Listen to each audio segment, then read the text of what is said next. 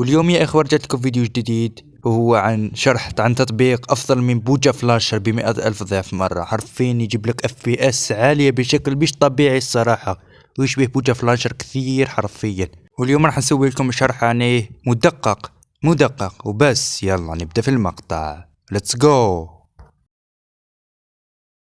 طبعا يا اخوان نسبة كبيرة منكم مش مشتركين، فريت تضغطوا على زر اللايك واشتراك في القناة. الاشتراك جدا يهمني ويفيدني مرة كثير، وفعل الجرس كمان في طريقك. يلا كمل المقطع. وطبعا يا اخوان كذا دخلنا للتطبيق، وهذه هي واجهة التطبيق يا اخوان، جدا سهلة ومفيدة حرفيا. وذي تخصص التحكم، اضغط عليها، واذا حبيت تضيف تحكم يعني تقدر تضيف تعبوجة في لانشر حرفيا ايزي. وكذا راح نشرح لكم كيف تركب الفورد. من هون اضغط على اصدار جديد، وهذا محملهم انا من قبل يعني عشان كنت العب، او محملهم من زمان. تمام. هون اضغط اصدار اللي تبيه، مثل اصدار ذا 1.21.3، وهون المفروض تنزل الاصدار الاساسي وبعدين ننزل الفورج او الفابريك. تمام. كذا لازم تنزل اصدار الفورج، بعدين هذا كل اصدارات بيتا الالفا، اي اصدار حرفيا.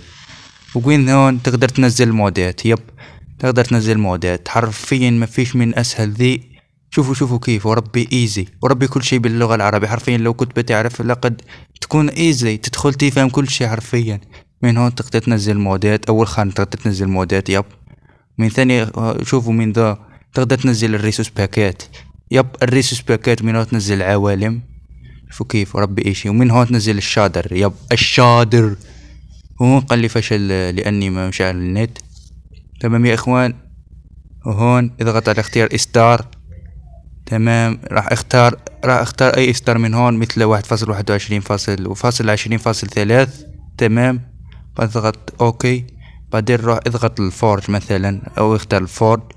تمام. نضغط الفورج او الفابريك.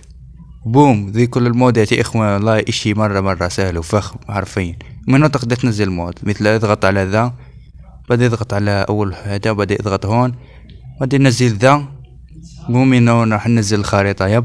من هون واضغط تنزيل ايزي. شوفوا كيف. من هون اضغط على تحت وتحت، شوف كيف تنزل العوالم او اي شي حرفيا، مثل ما وريتكم كيف تنزلوا العوالم.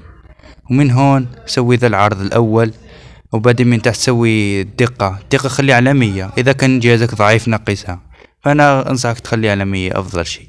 من هون ما تسوي ولا شي، بعدين روح لثاني حاجة اعدادات التحكم.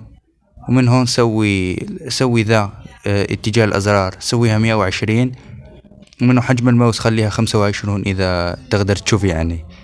تمام يا اخوان. وكذا نروح اعدادات اللعبة، ما تسوي ولا شيء هون، فقط شوف الفريمات حقك او التحكم الذاكرة. راح اخليكم هون كيف تخلي الذاكرة تبعك. والمشغل هون ما تسوي ولا شيء. كذا انهينا. راح ندخل العالم يا اخوان، اضغط ابدأ اللعب، وراح ندخل العالم فقط. من هون وادخل العالم يا حبيبي.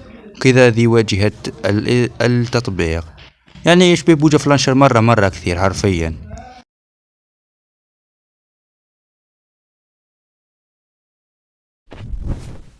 وكذا يا اخوان دخلنا الى التطبيق، وهذا كل المودات اللي انا مركبها. مركب ريبلاي، مركب كثير مودات اخرى، يعني هو يشبه بوجا فلانشر بشكل مرة كبير حرفيا. نسخة منه بس افضل منه ب100 ضعف مرة حرفيا.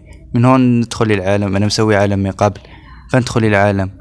بوم، وننتظر حتى ندخل العالم. والله اشي مرة فخم حرفيا. وكذا يا اخوان دخلنا العالم. شوفوا كيف. والله بوجا فلانشر انا من ناسخ التحكم تبع بوجا فلانشر عندي. والله اشي مرة فخم وحلو بلا يصدق حرفيا. اشي مرة فخم ذا التطبيق.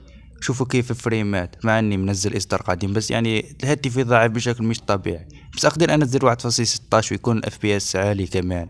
فهذا اشي مرة اسطوري. اذا بدكم شرح مفصل اكتبوا لي في التعليقات.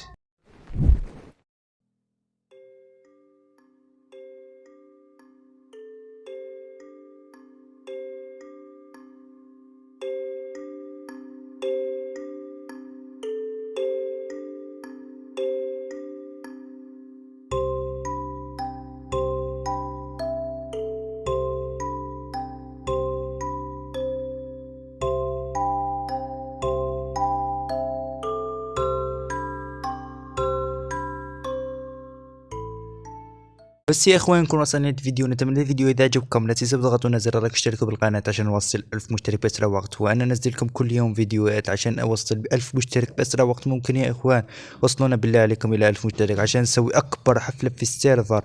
يب راح افتح سيرفر وادخل انزل كل المشتركين يدخلون معي في السيرفر ونسوي اكبر حفله حرفيا.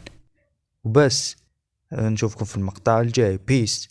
وكمان في شغله قبل ما انهي الفيديو، دعمكم ولا حيكمل اذا راح نكمل في ذي السلسله. اذا بدكم فيديو اخر عن كيف يتركب شادرز مثل ذا اكتبوا لي في التعليقات. وبس سلام عليكم.